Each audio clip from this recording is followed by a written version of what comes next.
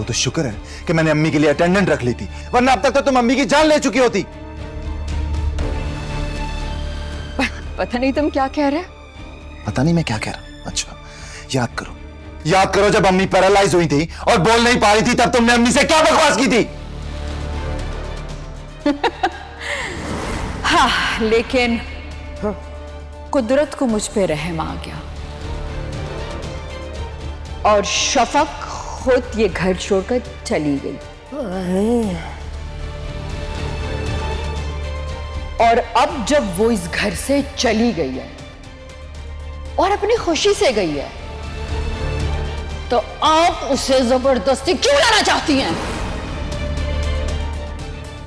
उस वाकये के बाद से जब भी अम्मी तुम्हें देखती हैं चीखने लगती हैं, तब मुझे समझ नहीं आ रहा था कि ये हो क्या रहा है, लेकिन अब सब समझ आ गया है मुझे। देखो ज़ारून, तुमसे किसी ने गलत कहा है। मैं ऐसा कैसे कर सकती हूँ? वो तुम्हारी माँ है, मुझे भी अजीज है। किसी ने नहीं कहा है मुझसे, अम्मी ने मुझे खुद सब कुछ बताया है। देखो, वो बीमार थी, उनका दिमाग काम नहीं कर रहा था, तुम कैसे उनकी बात पे भरोसा कर सकते हो? और वैसे भी वो मुझे पसंद नहीं करती।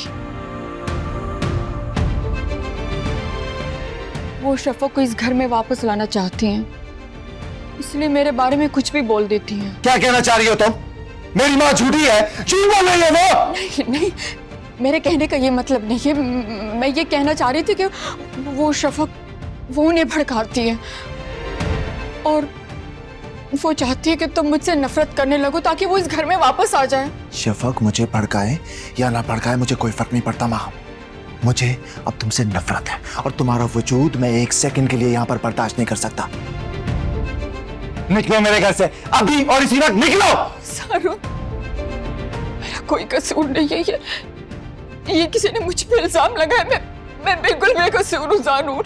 बस माँ, अब बस, अब तुम्हारी एक नहीं सुनूंगा। तुमने हर हद पार कर दी माँ। मेरे घर में, मेरी जिंदगी में अब तुम्हारी कोई जगह नहीं है। माँ, मैं तुम्हें तलाक। नहीं,